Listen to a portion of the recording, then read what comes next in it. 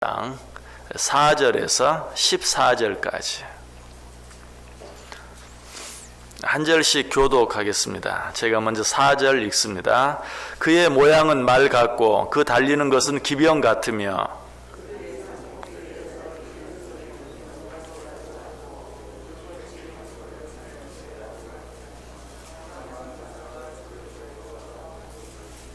그 앞에서 백성들이 질리고 무리의 낯빛이 하얘졌도다.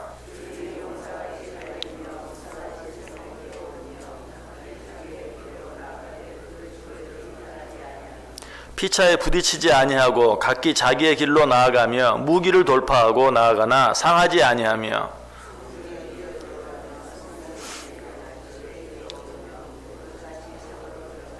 그 앞에서 땅이 진동하며 하늘이 떨며 해와 달이 캄캄하며 별들이 빛을 거두도다.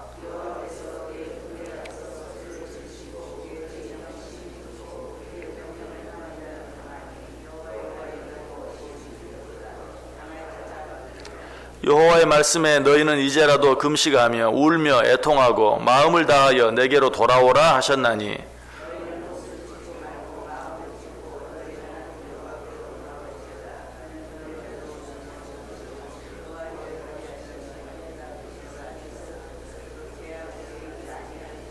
14절 같이 읽습니다. 주께서 혹시 마음과 뜻을 돌이키시고 그 뒤에 복을 내리사 너희 하나님 여호와께 소제와 전제를 드리게 하지 아니하실는지 누가 알겠느냐. 아멘. 네, 오늘 본문 말씀은 1장의 내용 그리고 지난 시간에 생각했던 2장 1절부터 3절까지 내용 계속 연결되는 그런 내용입니다. 어떤 내용입니까? 여호와의 날에 임할 무서운 재앙들에 대해서 계속해서 이야기하고 있습니다. 4절부터 9절까지 있는 내용을 제가 다시 한번 읽어보겠습니다. 그의 모양은 말 같고 그 달리는 것은 기병 같으며 그들이 산 꼭대기에서 뛰는 소리는 병거 소리와도 같고 불꽃이 건물을 사르는 소리와도 같으며 강한 군사가 줄을 벌이고 싸우는 것 같으니 그 앞에서 백성들이 질리고 무리의 낯빛이 하얘졌도다. 그들이 용사같이 달리며 무사같이 성을 기어오르며 각기 자기의 길로 나아가되 그 줄을 이탈하지 아니하며 피차에 부딪히지 아니하고 각기 자기의 길로 나아가며 무기를 돌파하고 나아가나 상하지 아니하며 성중에 뛰어 돌아가며 성 위에 달리며 집에 기어오르며 도둑같이 창으로 들어가니. 자, 지금 여호와의 날에 임할 재앙을 1장에서 무엇으로 비유해서 이야기했습니까? 메뚜기 떼에 비유해서 이야기하고 있어요. 그 메뚜기 떼의 모습을 생각하고 이 말씀을 보면 아주 잘 이해가 돼요. 그 메뚜기 떼가 어떻게 사람들을 괴롭히는가, 사람들을 힘들게 하는가 하는 것을 잘 이야기해 주고 있어요. 그의 모양은 말 같고 그 달리는 것은 기병 같다. 정말 이 메뚜기 떼가 한번 밀어닥치면 아무도 그것을 막을 방법이 없다는 것이, 그들이 산 꼭대기에서 뛰는 소리는 병거 소리와도 같고 불꽃이 건물을 사르는 소리와도 같다. 이 메뚜기 떼가 실제로 그 떼를 지어서 날아오는 소리는 마치 불이 숲을 태우는 것 같은 그런 모습과도 같고, 또 그 메뚜기 떼가 한번 지나간 자리는 마치 불이 아주 휩쓸고 지나간 자리와도 같다라고 실제로 그 당시 그 지역의 메뚜기 떼에 대한 그런 표현들을 많이 볼 수 있다고 그래요. 이처럼 그 메뚜기 떼가 사람들을 공격하고 사람들이 먹는 음식들을 먹어치우고 하는 그런 모습들이 정말 무서웠다. 그런데 더 무서운 것은 그렇게 움직이는데도 그 메뚜기 한 마리도 그 대열에서 이탈하지 아니하고 질서정연하게 움직인다. 여러분들도 아마 TV에서 그런 모습을 본 적이 있어요. 새들이 하늘을 나는데 아주 수많은 새떼들이 군무를 이루고 아주 날아다니는 그런 모습. 또 바닷속에서도 물고기들이 아주 떼를 이어서 떼를 이루고 헤엄치고 다니는 모습. 그런데 참 신기한 건 어때요? 그 가운데서 새 한 마리도, 물고기 한 마리도 그 대열에서 이탈하지 않아요. 메뚜기 떼도 그렇다는 것이 마치 큰 한 마리의 어떤 새가 움직이는 것처럼 무리지어 움직이는데 한 마리도 거기에서 이탈하지 않는다. 이것은 정말 그 메뚜기 떼의 공격이 얼마나 무서운가 하는 것을 더 잘 보여주고 있어요. 특별히 7절에 보면 용사라는 표현이 나오는데 이 표현은 히브리어로 끼보르 근데 이 끼보르라는 말의 뜻이 뭔가? 노아 홍수 이전에 그 구약 성경에 나타난 거인들, 네피림이라고 말하고 있죠. 이 네피림을 표현할 때 그 끼보르라는 말을 써요. 용사, 또 니므롯. 이런 이 네피림이나 니므롯은 구약 성경에서 아주 장대한 용사를 말해요. 그런데 그 아무것도 아닌 메뚜기들을 표현하는데 지금 뭐라고 말하고 있어요? 용사, 끼보르, 아주 거대한 장사, 천하에서 그 누구도 당할 수 없는 거대한 용사라고 표현하고 있는 것을 보면 그 메뚜기 떼의 공격이 얼마나 무서웠는가 하는 것을 잘 이야기해 주고 있어요. 뿐만 아니라 10절에서는 뭐라고 말하고 있습니까? 그 앞에서 땅이 진동하며 하늘이 떨며 해와 달이 캄캄하며 별들이 빛을 거두도다. 그 메뚜기 떼의 위용이 얼마나 크든지 그들이 한번 지나가면 하늘의 해를 가릴 정도로, 달과 별까지도 빛을 잃을 정도로. 여러분, 이런 표현을 성경에서 많이 볼 수 있죠. 땅이 진동하고 하늘도 떨며 해와 달이 캄캄해지며 별도 빛을 거두는, 정말 마지막 때에 일어날 그런 무서운 재앙들에 대해서 이야기할 때는 이런 표현들이 꼭 빠지지 않고 등장하는 것을 보게 돼요. 자, 그런데 이 모든 일들을 맨 앞에서 진두지휘하시는 분이 누구십니까? 11절 보세요. 여호와께서 그의 군대 앞에서 소리를 지르시고 그의 진영은 심히 크고 그의 명령을 행하는 자는 강하니 여호와의 날이 크고 심히 두렵도다. 당할 자가 누구이랴? 여호와께서 그의 군대 앞에 소리를 지르신다. 지금 그 모든 일들, 무시무시한 그 메뚜기 떼가 사람들을 괴롭히고 공격하고 사람들의 모든 음식 하나, 들의 곡식까지 다 먹어치워버리는 그 모든 일들 앞에서 누가? 하나님께서 큰 소리를 발하신다. 그 모든 일들을 하나님께서 진두지휘하신다. 그러니 이 일을 당할 자가 누구냐? 이 일을 피할 자가 누구냐? 누가 이 일을 피할 수 있고 누가 이 공격 앞에서 안전할 수 있겠느냐라는 그런 말이. 자, 이렇게 말씀하시고 나서 드디어 너희들이 정말 이 무서운 재앙을 피하기를 원하느냐? 그 방법을 드디어 가르쳐 주세요. 12절과 13절 보세요. 여호와의 말씀에 너희는 이제라도 금식하며 울며 애통하고 마음을 다하여 내게로 돌아오라 하셨나니 너희는 옷을 찢지 말고 마음을 찢고 너희 하나님 여호와께로 돌아올지어다. 이 무서운 마지막 때 임할 재앙과 진노로부터 너희가 벗어나기 위해서는 이제라도 금식하며 울며 애통하고 마음을 다하여 내게로 돌아오라. 울며 금식하며 회개함으로 내게로 돌아오라라고 이야기하고 있어요. 아직도 우리에게는 기회가 있다는 것이, 그 기회가 언제입니까? 오늘. 아니, 좀 더 정확히 말하면 지금이 바로 기회다. 지금 회개하고 내게 돌아오라라는 음성이 들리는 지금 하나님께로 회개하고 돌아오라라고 이야기하고 있어요. 특별히 돌아오라고 말씀하시는, 돌아오라는 그 말씀 자체도 우리 하나님이 얼마나 은혜로우신 분이신가, 얼마나 자비가 크시고 인애가 크신 분이신가 하는 것을 잘 알 수 있는데, 특별히 너희는 내게로 돌아오라 단순히 그렇게 말하지 아니하고, 너희는 여호와 하나님께로 돌아오라 그렇게도 말하지 아니하고, 너희는 너희 하나님 여호와께로 돌아올지어다. 13절에 그렇게 말하고 있죠. 너희 하나님 여호와께로. 하나님이 자기 자신을 표현하는데 뭐라고 말하고 있어요? 너희 하나님. 무슨 말입니까? 너희는 내 앞에서 엄청난 죄를 지었지만 나는 아직도 너희를 포기하지 않았다. 나는 아직도 너희를 버리지 않았다. 너희는 너희 하나님. 이 말은 결국 나는 아직도 너희들의 하나님이다. 나는 아직도 너희들의 하나님이다. 그 하나님께로 돌아오라라고 말하고 있어요. 하나님은 이토록 은혜가 풍성하시고 자비가 크신, 정말 인애가 크신 그런 하나님이세요. 엄청나게 무시무시한 그런 진노, 재앙에 대해서 이야기할 때는 정말 하나님이 너무 무서운 하나님처럼 느껴져요. 그러나 그렇게 말씀하시는 이유가 뭐예요? 그러니 속히 내게로 돌아오라는 말이.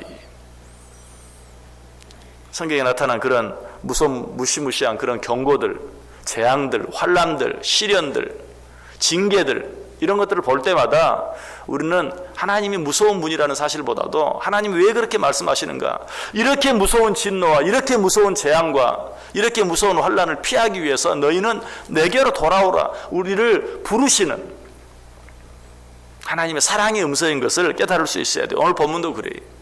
왜 하나님께서 그토록 무서운 메뚜기 떼를 보내시고 그 메뚜기 떼로 인해 인간들이 큰 괴로움과 어려움을 당하게 하시는가? 속히 그러한 가운데서 돌아오게 하시기 위해서. 자, 13절 뒷부분에 보세요. 13절 끝부분 보시면 그는 은혜로우시며 자비로우시며 노하기를 더디하시며 인애가 크시사 뜻을 돌이켜 재앙을 내리지 아니하신다. 회개하고 울며 금식하며 통에 자복하며 하나님께로 돌아오기만 하면 그는 은혜로우시며 자비로우시며 노하기를 더디하시며 인애가 크시사 뜻을 돌이켜 재앙을 내리지 아니하신다. 이 말씀을 하고 싶으신 거예요. 이 말씀을 하고 싶으신 거예요. 너희는 내게로 돌아오기만 하라. 여러분, 우리 하나님은 이처럼 은혜로우신 분이세요. 우리가 어떤 일 가운데서도 우리는 하나님의 부르심을 듣고 하나님께 분명히 돌아갈 수 있어야 돼요. 자, 그런데 14절에 보면 조금 이상한 말씀이 나와요. 14절 보세요. 주께서 혹시 마음과 뜻을 돌이키시고 그 뒤에 복을 내리사 너희 하나님 여호와께 소제와 전제를 드리게 하지 아니하실는지 누가 알겠느냐. 13절 말씀을 보면 하나님이 용서해 주실 것 같은데 14절 말씀에 보면 용서해 주실 수도 있고 용서해 주지 아니하실 수도 있고 좀 확신이 없는 듯한 그런 표현이 나오죠. 주께서 혹시 마음과 뜻을 돌이키시고 그 뒤에 복을 내리사 너희 하나님 여호와께 소제와 전제를 드리게 하지 아니하실는지 누가 알겠느냐. 여러분, 이 말씀은 확신이 없는 말씀이 아니, 이럴 수도 있고 저럴 수도 있는 말이 아니, 이런 표현은 오히려 하나님이 어찌 그렇게 하지 아니하시겠느냐라는 보다 더 강한 표현인 것을 우리말로 번역하고 또 우리들이 흔히 사용하는 그런 습관대로 이 말씀을 보니까 혹시 이럴지 누가 아느냐, 그럴 수도 있고 저럴 수도 있고, 그러나 히브리 언어의 이런 표현은 그런 이럴 수도 있고 저럴 수도 있는 반의심적인 그런 표현이 아니고 아주 강한 확신을 표현할 때 오히려 하나님께서 그렇게 하실지 누가 아느냐, 아주 강한 표현이라는 것을 우리가 기억할 수 있어야 돼요. 하나님께서는 우리가 회개하고 돌아오기만 하면 우리가 어떤 죄 가운데 있든지 어떤 부족한 가운데 있든지 우리를 용서해 주시고 받아주신다. 단순히 용서해 주시고 받아주시는 정도가 아니, 거기 보면 끝부분에 14절 끝부분에 너희 하나님 여호와께 소제와 전제를 드리게 하지 아니하실는지. 무슨 말이라고요? 소제와 전제를 다시 드리게 해주겠다. 우리 1장에서 이미 생각해 보았죠. 소제와 전제가 끊어졌다. 이것은 그들의 상태가 얼마나 심각한 상태에 있는지 잘 알려주는 말이라 그랬어요. 왜 이스라엘이 주변 열강들과 어떤 전쟁을 하더라도 하나님께 소제와 전제를 드리는 일은 끊어지지 않았어요. 한 번도 끊어지지 않았어요. 마사다에서 최후의 전투를 벌일 때도 하나님께 소제와 전제를 드리는 일은 끊이지 않았어요. 그런데 그 소제와 전제를 드리는 일이 여호와의 날 그 마지막 때는 끊어지게 될 것이다. 이것은 하나님과의 관계가 완전히 끊어지고 만 것을 우리에게 가르쳐줘요. 그런데 하나님께 지금 뭐라고 말씀하고 계세요? 너희가 회개하고 너희 하나님께로 돌아오기만 하면 하나님께서 소제와 전제를 드리게 하지 아니하실는지 누가 알겠느냐. 무슨 말이라고요? 소제와 전제를 다시 드리도록 회복시켜 주겠다. 그렇다면 이 말은 무슨 말입니까? 하나님과의 끊어져 버린 단절된 관계를 다시 이어주겠다. 그 관계를 다시 회복시켜 주겠다. 하나님께 소제와 전제를 드린다는 것은 하나님과 우리의 관계가 다시 회복되는 걸 말해요. 우리가 어떤 죄를 지었든지 하나님께서 우리를 부르실 때 회개하고 자복하고 돌이키기만 하면 하나님과의 깨어진 그 모든 관계를, 단절된 모든 관계를 새롭게 해주시고 또 회복시켜 주시겠다라고 약속하고 있는 것이, 여러분, 이런 하나님의 말씀은 단순히 그저 말로 끝나지 않는다고 그랬어요. 하나님의 말씀은 반드시 그 뒤에 성취가 있다고 그랬어요. 그 사실은 요나서에 나타난 말씀을 통해서 잘 확인할 수 있어요. 요나서 3장 8절과 9절을 보면 하나님이 뜻을 돌이키시고 그 진노를 그치사 우리가 멸망하지 않게 하시리라. 그렇지 않을 줄을 누가 알겠느냐. 하나님이 그들이 행한 것 곧 그 악한 길에서 돌이켜 떠난 것을 보시고 하나님이 뜻을 돌이키사 그들에게 내리리라고 말씀하신 재앙을 내리지 아니하시니라. 오늘 본문과 똑같은 아주 비슷한 표현이 나오죠. 하나님이 뜻을 돌이키시고 그 진노를 그치사 우리가 멸망하지 않게 하시리라. 그렇지 않을 줄을 누가 알겠느냐. 여기서도 꼭 반신반의하는 듯한 그런 표현이 나오죠. 그렇지 않을 줄을 누가 알겠느냐. 그러나 이 말씀은 지금 어떤 말씀입니까? 하나님께서 요나를 통해서 니느웨 성에 회개의 복음을 선포하게 했을 때, 그때 니느웨를 통해서 하신 말씀이 너희들이 회개하고 돌아오라. 그래야면 하나님께서 혹 너희를 멸망시키지 않으실지 누가 알겠느냐. 그런데 그 말씀에 이스라엘 백성들이 어떻게 했어요? 예루살렘 성 안에 니느웨 성 사람들이 어떻게 했어요? 회개하고 돌아왔어요. 그래서 실제로 하나님께서 어떻게 합니까? 하나님이 그들이 행한 것, 곧 그 악한 길에서 돌이켜 떠난 것을 보시고 하나님이 뜻을 돌이키사 그들에게 내리리라고 말씀하신 재앙을 내리지 아니하시니라. 우리가 하나님 앞에 회개하고 돌아오면 정말 하나님께 전제와 소제를 드릴 수 있도록 하나님께서 다시 허락해 주시겠다. 하나님과 우리의 관계를 회복시켜 주시겠다. 이것은 단순히 약속이 아니라 하나님께서 실제로 그렇게 행해 주신다. 사람들은 혹 그렇게 말해. 혹시나가 역시나다. 그러나 하나님은 그렇지 않아요. 하나님은 혹시라도 하나님이 용서해 주실 줄 아느냐 그렇게 말씀하셨다 할지라도 우리가 정말 그 말씀에 순종하고 돌아오기만 하면 100% 하나님은 우리를 받아주시고 용서해 주시고 새롭게 해주신다라고 말씀하고 있어요. 하나님은 오늘 우리에게 또 한 번 기회를 주신 것입니다. 오늘 본문이 우리에게 뭐라고 말하고 있어요? 이제라도 너희가 옷을 찢지 아니하고 마음을 찢지 아니하고 하나님께로 돌아오기만 하면, 온전히 통에 자복하고 돌아오기만 하면 하나님께서 너희를 새롭게 하시고 하나님과의 끊어진 모든 관계를 다시 회복시켜 주시겠다. 여러분, 중요한 것은 오늘 지금 이 순간 하나님께로 돌아오는 것이 중요해요. 마땅히 하나님께로 돌이켜야 할 것을 알면서도, 마땅히 이 시간 그만두어야 할 것이 무엇인지 알면서도, 또 마땅히 해야 할 일이 무엇인지 알면서도 행하지 아니하고, 해야 할 일을 행하지 아니하고, 하지 말아야 할 일을 행하고, 가지 말아야 할 곳을 가고 가야 할 곳을 가지 않고 하는 이런 일들로부터 오늘 지금 돌이키기만 하면 하나님께서는 너희를 온전히 받아주시고 하나님과의 모든 끊어진 단절된 그런 관계들을 새롭게 해주시고 회복시켜 주실 것이다. 하나님께서 오늘 나에게 말씀하시는 의미가 무엇인지 다시 한번 깊이 생각하고, 오늘 내가 돌이켜야 할 것이 무엇인지, 오늘 내가 새롭게 해야 할 것이 무엇인지, 오늘 내가 시작해야 할 일이 무엇인지, 오늘 내가 그만두어야 할 일이 무엇인지 마음에 생각하고 결단하고 그 일을 시작할 때 하나님께서 약속하신 이 회복의 은혜, 이 새롭게 해주시는 은혜가 저와 여러분 가운데 넘칠 수 있게 되기를 주님의 이름으로 간절히 축원합니다. 기도하겠습니다.